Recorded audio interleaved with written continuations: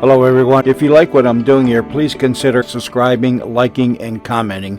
It would really help the channel out quite a bit. Thank you very much. Your Mystery Theater presents...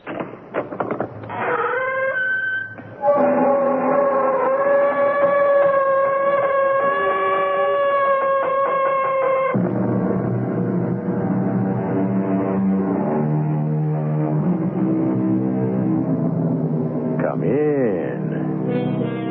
Welcome. I'm E.G. Marshall. Today's story deals with a mythical kingdom in Middle Europe. It is a tale of intrigue, adventure, romance, all the elements that were so much valued by the Victorians.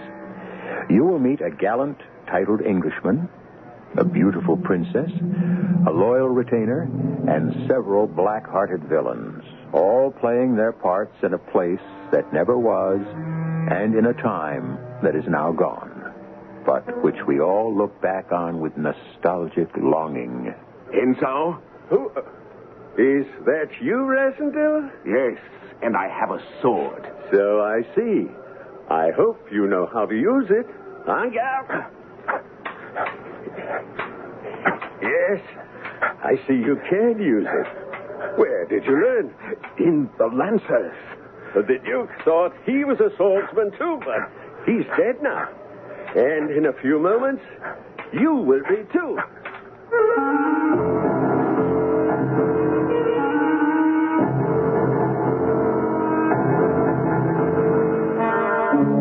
Our mystery drama, The Prisoner of Zenda, was adapted from the classic by Anthony Hope, especially for the Mystery Theater by Robert Newman, and stars Howard Ross.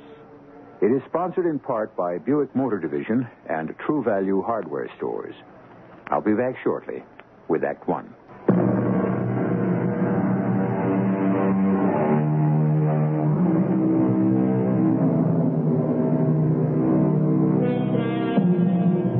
Our story begins in a railway station in Paris.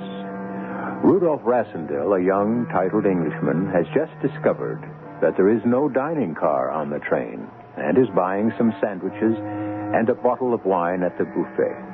As the man at the counter fumbles for the change, Rasendil hears a shrill whistle and the cry, "En voiture!" With the wine and sandwiches under his arm, he runs out to the platform. The train is moving. Dodging a guard, he jumps on the step of a first-class carriage, pulls open the door, and enters a compartment where an attractive woman in her late 20s frowns at him in annoyance. You cannot come in here, monsieur. It is reserved. I know it is, mademoiselle, and I apologize. But it was either that or missed the train. And since my luggage is on it, is anything wrong? Wrong? Besides my intrusion, I mean. Because you're staring at me, you know. Oh, I'm sorry. It is just that you took me by surprise. Who are you? My name is Rudolph Rasendil. You are English? Yes, I am. And you? You are Mademoiselle Antoinette de Maubert. How do you know that? Because you were pointed out to me at the ballet in London a week or so ago. But you're still staring at me, and I wish you'd tell me why. It is just that you look very much like someone else. So much, in fact, that for a moment... You thought I was he. And who is that? It does not matter. May I ask where you are going? Of course. I'm going to Ruritania.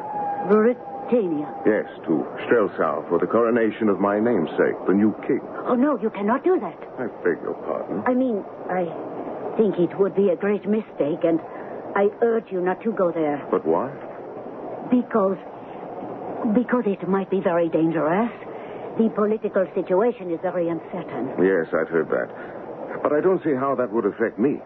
And since, though we've never met, the king happens to be a distant relation of mine. A relation? Yes. And so while I thank you for your warning, I'm determined to go. And now, if you'll excuse me, I'll go back to my own compartment.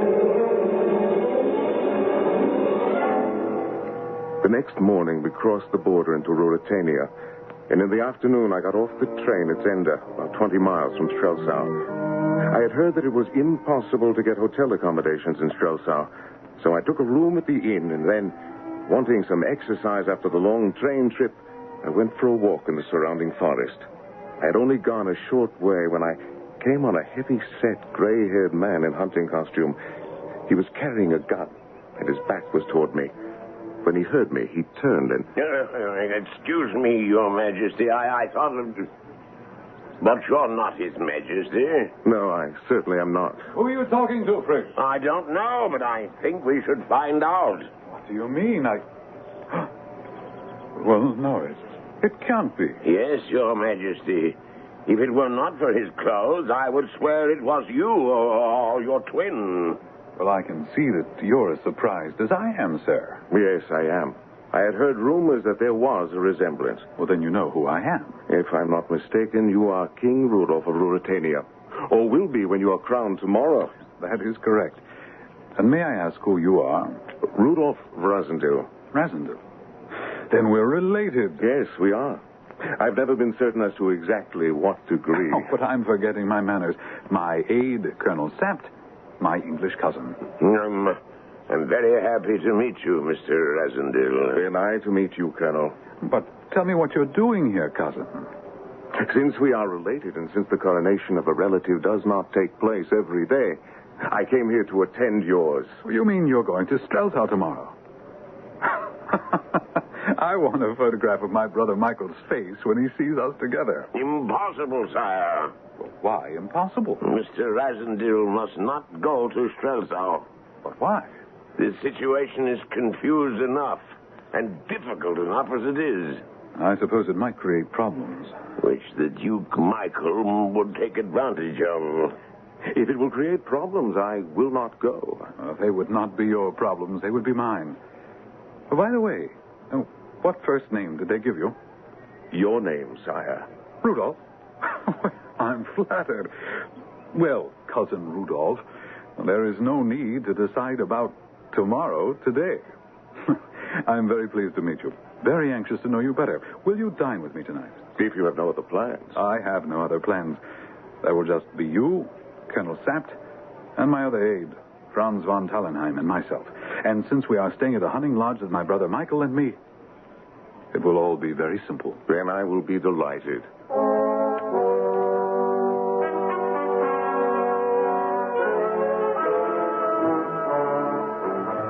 Go on, Cousin Rudolph. Tell me more. There's not much more to tell.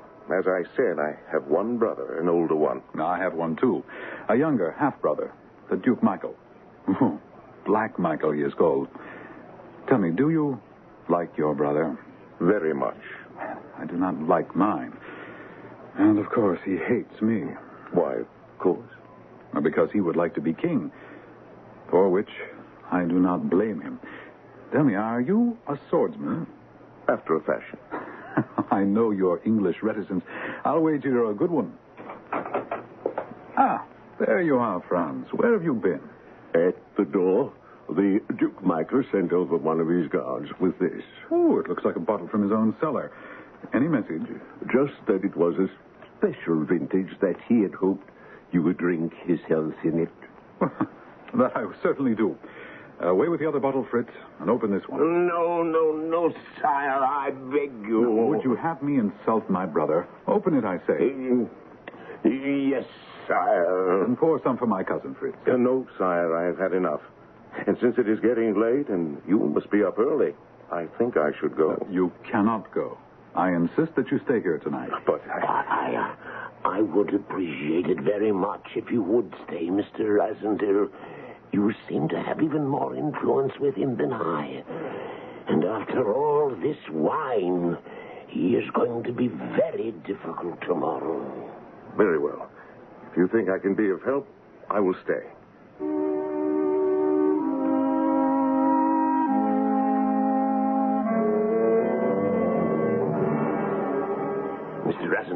Mr. Rasendil, wake up. What? Oh, it's you, Colonel. What time is it? It's 5 o'clock. 5? But is anything wrong? Very wrong. Come into the king's room with me. All right. We're not able to wake him up. The colonel and I have been trying for almost half an hour now. We think he has been drugged. He certainly looks that way. His breathing is very odd, but who could have done it? Oh, that's easy. His dear brother Michael. He must have put something in that bottle of wine he sent him. None of the rest of us drank any of it. No, but why would he do that? It's just as easy and obvious. So His Majesty would not be able to go to Strelsau for the coronation. It'll be hours before the drug wears off. And I suppose we'll have to postpone the coronation. It cannot be postponed. If he is not crowned today, he will never be crowned. Why not? It is critical. The whole nation is waiting for him to take the throne. If he does not appear, his brother, the Duke Michael, will seize power and be crowned in his place. But he can't do that. He can and will. Michael is even more popular than the king, and he has a good part of the army with him. They would support him. Why do you think he gave him the drugged wine? Precisely because it would give him a chance to take the throne. But we can't let that happen. Is there nothing that can be done about it? Yes. Yes, there is. Franz and I have been talking about it. You can save him and his crown by going to Strelsau in his place. You mean impersonate him at the coronation? Yes. That's impossible. It's not impossible at all. You look enough like him to be his twin. But looks are not enough. Anyone who talked to me would be bound to know. The only people you would have to talk to are the Princess Flavia, and she has not seen him in weeks, and the Duke Michael. Well, what about the Duke Michael? That is exactly what makes it possible. Even if he guessed, and I don't think he would not dare say anything about it, because if he did, he would be exposing himself and his plot. I see what you mean. You and I will ride to the station and take the train to Strelsau, leaving the king here with Franz. After the coronation, tonight, we will ride back here. The king will have recovered by then.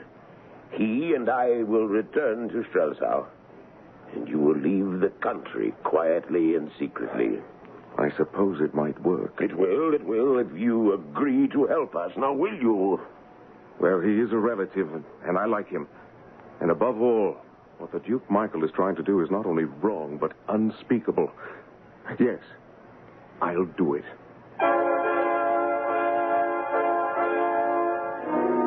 And so, to save the crown for his cousin, Rassendyll agrees to impersonate him for just this one day.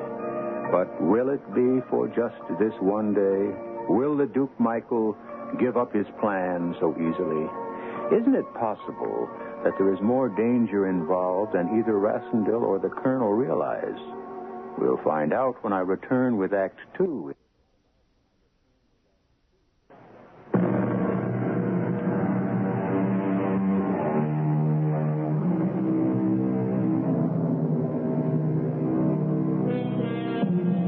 Now back to our story, to Rudolf Rassendyll, who came from England to Ruritania to be present at the coronation of his distant cousin, and who will now be there not as a spectator, but as a principal, impersonating the king himself at the ceremony.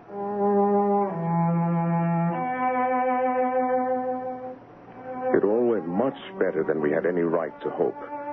The royal train was waiting at the Zenda station, and while it was taking us to Strelsau, the colonel went over everything he thought I should know. When we arrived at the capital, we were met by the king's guard. A magnificent horse was brought up. I mounted it, and with the colonel close beside me, began the procession to the cathedral.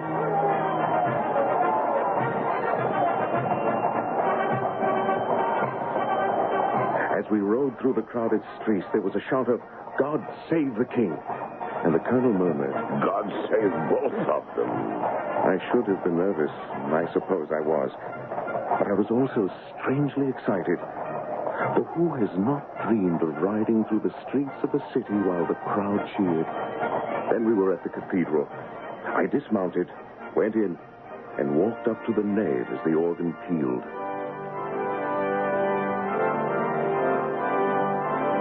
The cathedral was even more crowded than the streets. But only two faces stood out, both in front of the altar. One was that of the beautiful young woman, the Princess Flavia, who stood at one side of the cardinal. The other, that of the dark-haired man who stood on the other side and stared at me as if you saw a ghost. The Duke Michael. I remember little of what followed. I knelt, and the cardinal anointed me. Then I rose, was given the crown, and put it on my head. It was over, and I was walking back out of the cathedral with the Princess Flavia beside me. The royal carriage was waiting, and we got into it, just the two of us, for the ride to the palace. So you are now the king. So it seems. Somehow you seem different today. In what way?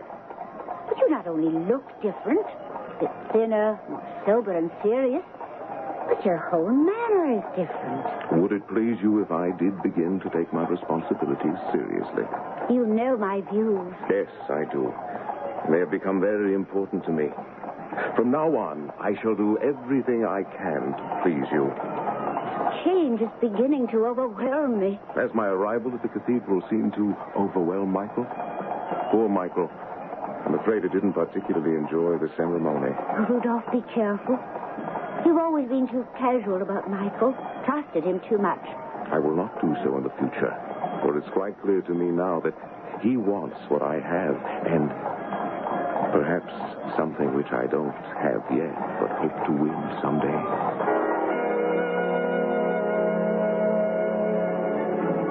We arrived at the palace, and there was a reception which was as much of a blur as the coronation, except for the moment when the Duke Michael came up to me and... Congratulations, Rudolph. I must say you performed very well today. Thank you, Michael. But why should that have surprised you? Well, you have not always done so.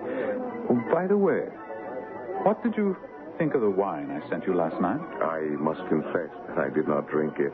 I felt I should have a clear head today. Ah, that would account for it. For what, Michael? It doesn't matter. Perhaps you will try it another time.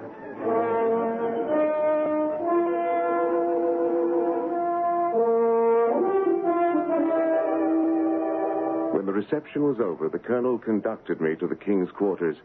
As soon as we were alone, he embraced me. Oh, Rasendil, you were magnificent. Now, Colonel Sapt. Well, you were. The king himself could not have done better. I'm glad you thought it went well. But there are some things I wish I had been better prepared for. Such as? Why didn't you tell me how beautiful the Princess Flavia was? I assumed you knew. Just how does she and the king feel about one another? Well, they've known one another since they were children. She is better loved than anyone in the kingdom. And everyone except the Duke Michael, that is, hopes that they will marry. We had dinner alone in the king's quarters, and at midnight we slipped out of the palace and rode back to Zenda. My feelings were mixed when we arrived at the hunting lodge. My masquerade would be over now, and I confess that in some ways I regretted it. France! Your Majesty! France, where are you? It's not possible that he hasn't recovered yet, is it? I don't know. Let's look in his room. Good Lord, look! It's not the king, is it? No, it's France. Dead? Yes. And the king? Gone. Michael must have sent some of his men here to get him.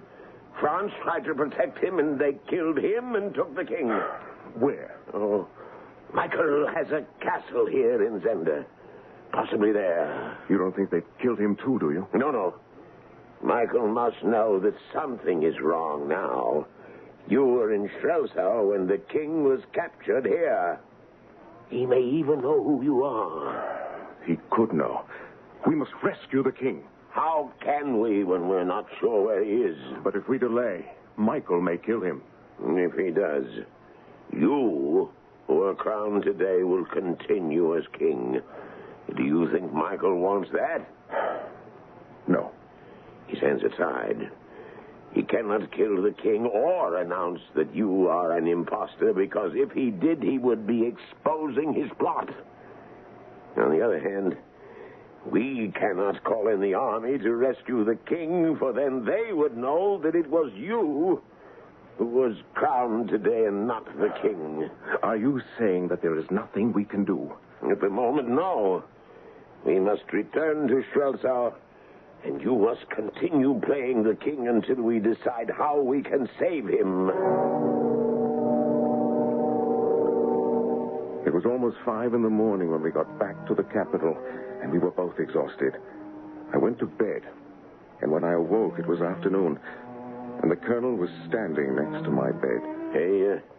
A letter for you brought by a messenger. It's from Antoinette de Maubin. What does she say?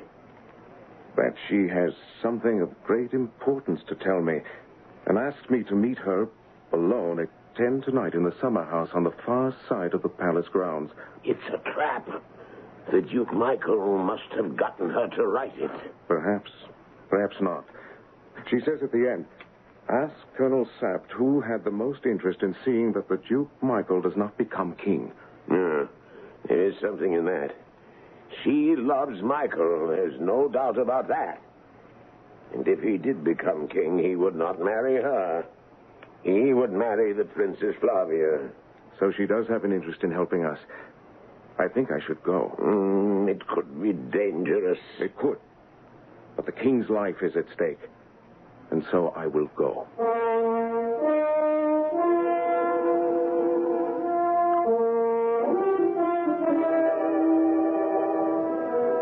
At 9 o'clock, wearing the king's dress uniform, I was in the grand ballroom.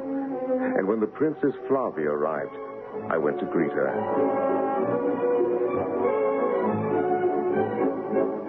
Good evening, Your Majesty. Good evening, Flavia. I've been waiting for you. Will you dance? If it would please you. Oh, it would very much. You look even more beautiful tonight than you did yesterday at the coronation. Oh, thank you, Your Majesty. Must you call me that? It's your title. It's not what you called me in the past. It was not your title then.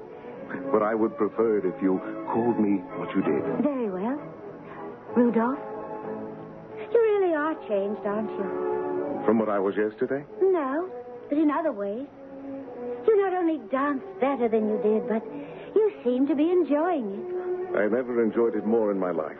There is only one thing I would enjoy more. No, there are several things. But I will begin with the simplest. Which is? To be alone with you. Have a chance to talk to you. Forgive me, Your Majesty. May I have a word with you? Why, yes, Colonel. Will you excuse me, Flavia? Of course. Well, Fritz.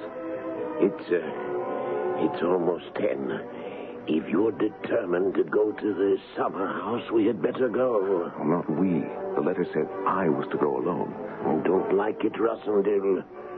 2 of Michael's men, Rupert Henshaw and Detchard, have been watching you ever since they arrived. Still, we must chance it. Tell me how to get there. I will come part of the way with you.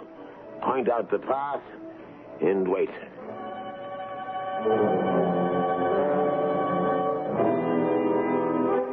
5 minutes later, I was in front of the summer house. The door was closed.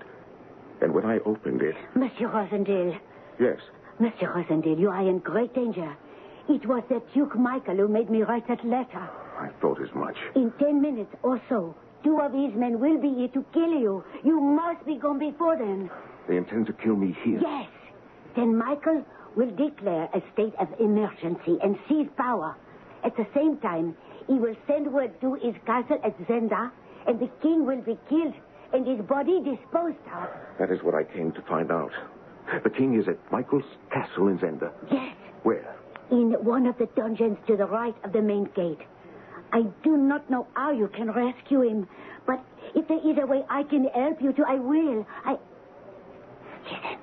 Listen. What is that? They're coming. Coming before they were supposed to. It doesn't matter. You've told me what I wanted to know. But they will kill you. I'm sure they'll try, but is there a bolt on the door? Yes, I see there is. Mr. Rasendale? Yes, Henshaw.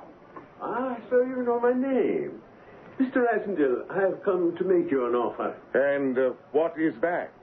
Your presence here has made serious problems for someone. The Duke Michael? Well, yes. If you leave the country immediately, he will pay you £50,000. Well, that's quite a generous offer. Do not believe them. Look, they have drawn their swords. If you go out, they will kill you. Oh, perhaps not. This iron tea table will do. Do? As a shield. When I give you the word, open the door. Very well, gentlemen. Relying on your honor, I'm coming out. Now, mademoiselle. What in the name of... Look out,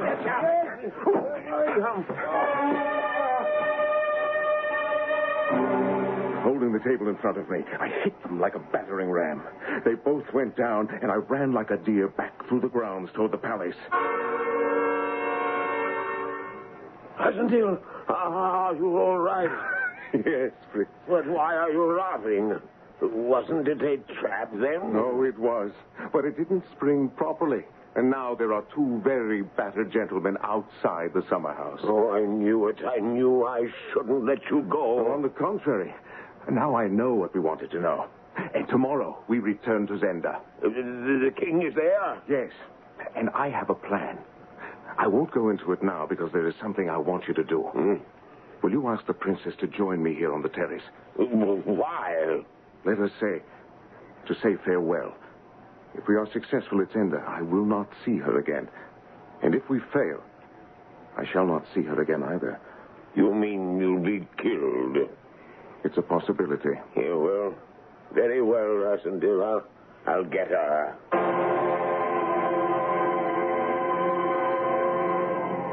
Rudolph, the colonel said you wished to see me.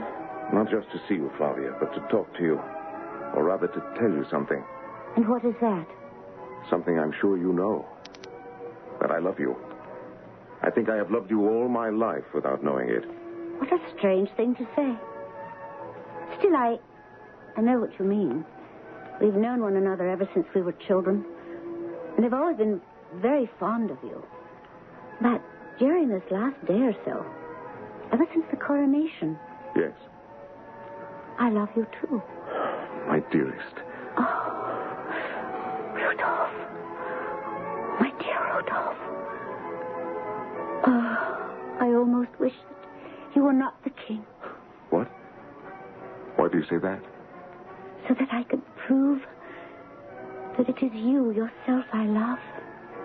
And nothing else. Oh, my darling. There's nothing you could have said that could have made me happier. I will treasure it all my life.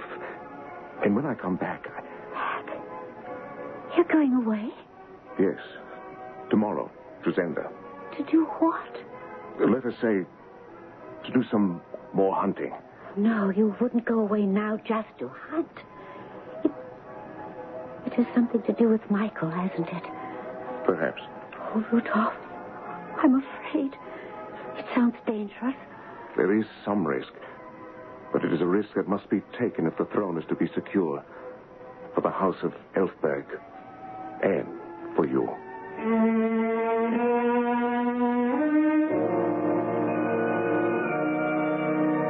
And so Rudolph says farewell to the woman he has come to love, and who claims that she would love him even if he were not the king. But is it a final farewell, or will he see her again? And what will happen to the king, a prisoner of Zenda? We'll find out when we return shortly with Act 3.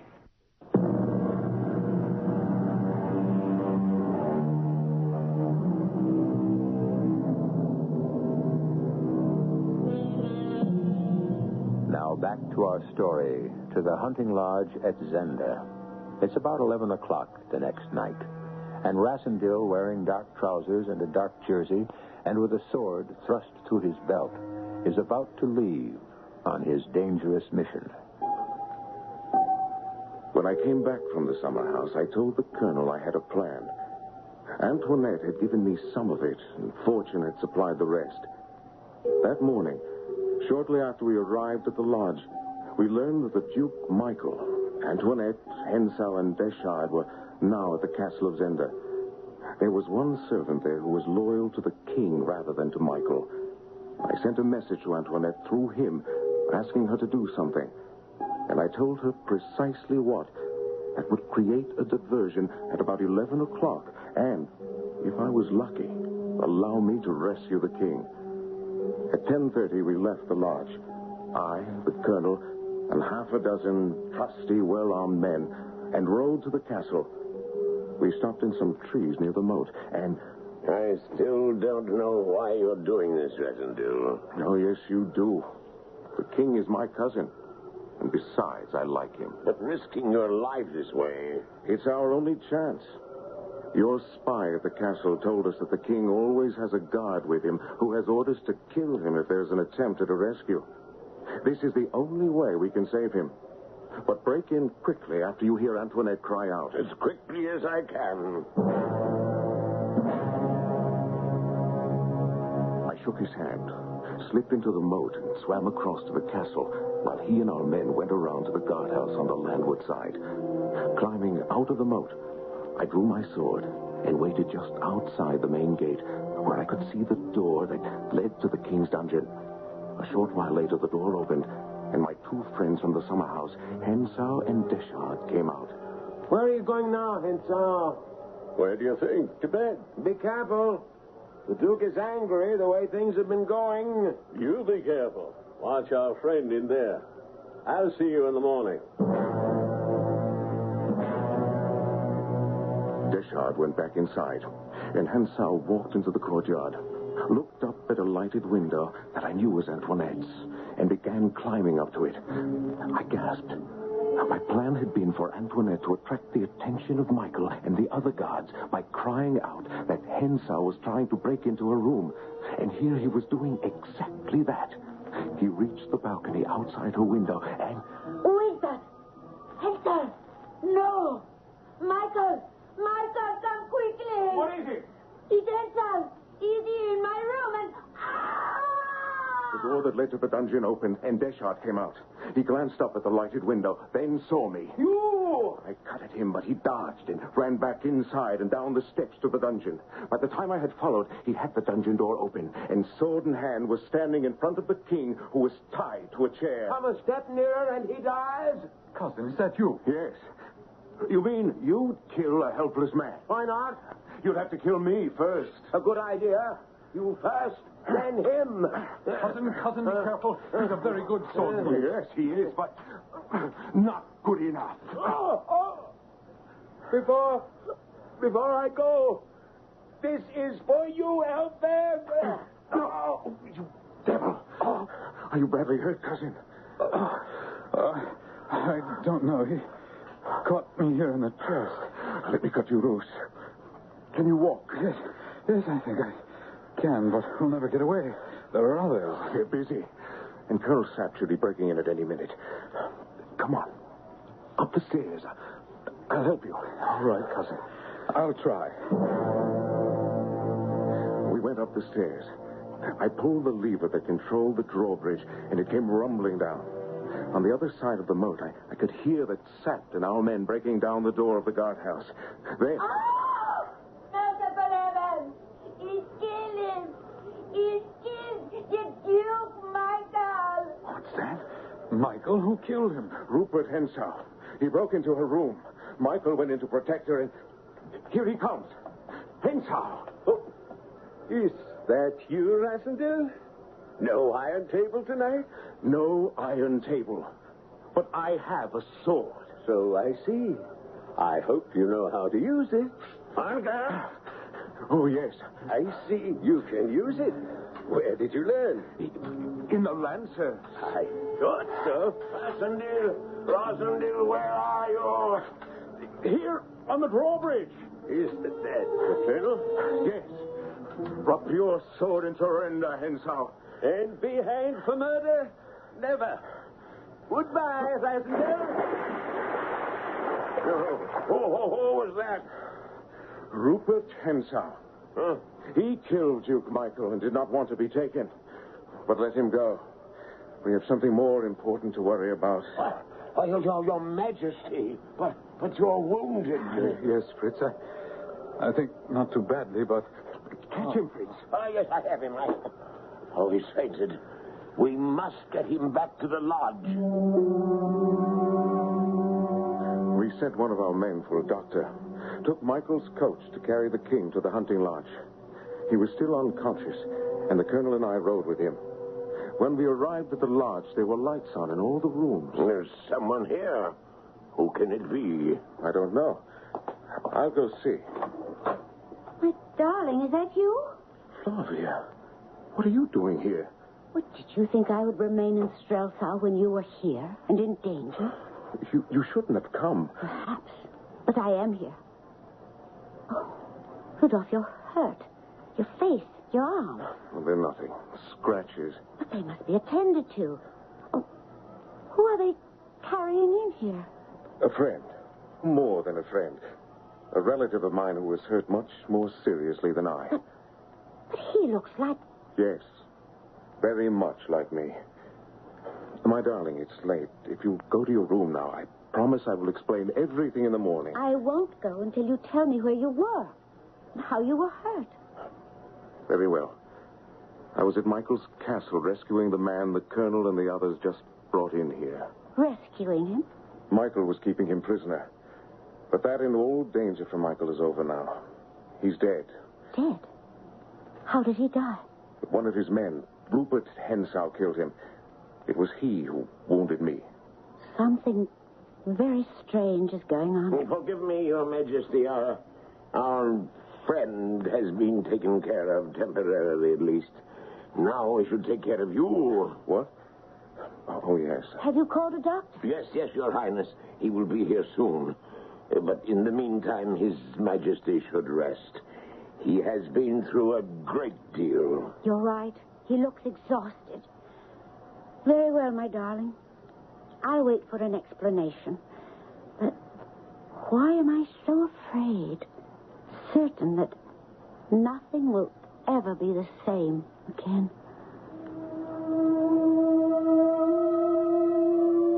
The colonel looked at me sympathetically as we left the room. He thought he knew what I was going through, but he didn't. He couldn't.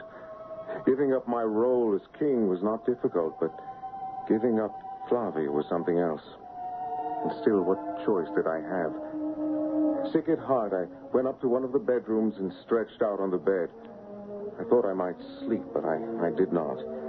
I was still lying there when the colonel came in early the next morning. The king wanted to see me, he said. Silently, I went with him. Cousin. How are you? Well, the wound is not too serious. The doctor tells me I will be well in a few days. I'm glad. Yes. Yes, I think you are. I don't think I would be in your place. In fact, I'm not sure it would not have been better if I had died. For I think that you would have made a better king than I. Don't say that. Oh, why not, when it's true? I will go now. My work here is done. Yes. And done as no one but you could have done it. You have shown me how to play the king. And I will act as you would have acted for as long as I live. You praise me too much, cousin. It was only by the narrowest margin that I was not as great a traitor as your brother Michael. What do you mean? Yes. Flavia, you have fallen in love with her. Yes. Well, what will you do? Until this moment, I was not sure. I thought perhaps I would just leave, slip away. But now I know I cannot. I must tell her the truth. Yes, I suppose you must. Cousin, I will not try to thank you. How could I, after all that you've done? But I will never forget you. We shook hands and I left the room. The colonel was waiting. When I asked him where Flavia was, he told me. And I went into the living room. I guessed last night when they brought the king in. And this morning I made the colonel tell me everything. What will you do now? I'm leaving. Going back to England. I thought so. I did not unpack my bag, so I'm ready. Ready? You mean you intend to come with me? Of course.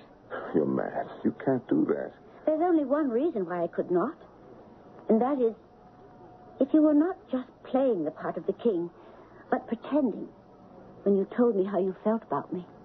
Do you... Can you believe that?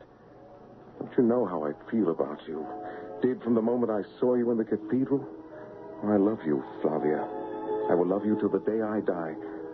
But what you're suggesting cannot be. Why? Are you not as good a man as the king? Better, in fact? Oh, I love you. I love you with all my heart. And if I can be with you, I will be content in the meanest cottage. And is love all? What else is there?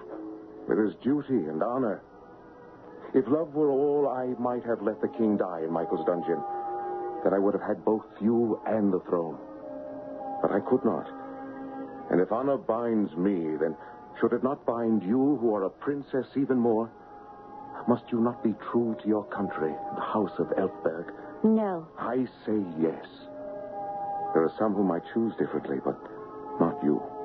So, you have not only taught the king how to play the king, but you must also teach me how to play the princess. And no doubt one day the queen. I have only told you things you already know. Yes. I tried to ignore them, but I knew them. Everything you said. Then you will let me go, and you will stay. Yes. I knew it. Knew you would do what you must. But I had better go quickly then. No. Not yet. Oh, Rudolph, my darling. Take me in your arms once more. Flavia, my dearest. You will always be my king. And you my queen and only love. And now farewell. Oh, Rudolph. Rudolph.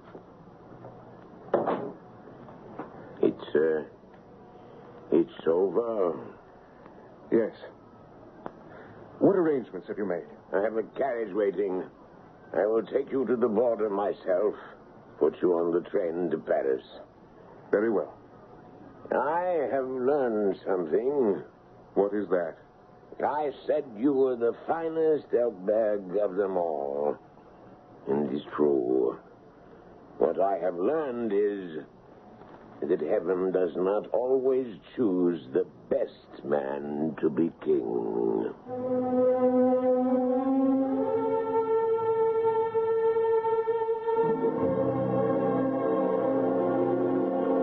And so, with the colonel's arm around him, Rudolph Rassendyll leaves the hunting lodge, the king whose life and throne he saved, and the woman he loves.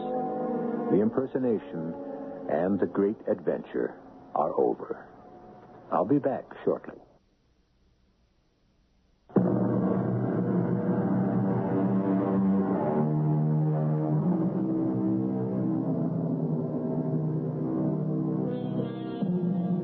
The Prisoner of Zenda is a story about a place that never was, but one that fulfilled the dreams of many. For as Rassendyll himself said, who has not dreamed of playing the king?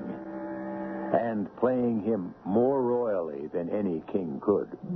Who has not wished to do daring and heroic things, love a princess, and, in the end, be strong enough to give up all for honor? You would not have done it? To tell the truth, I doubt if I would either. But then, we're none of us Victorians. Our cast included Howard Ross, Evie Juster, Lloyd Battista, Leon Janney, and Dan Ocko. The entire production was under the direction of Hyman Brown.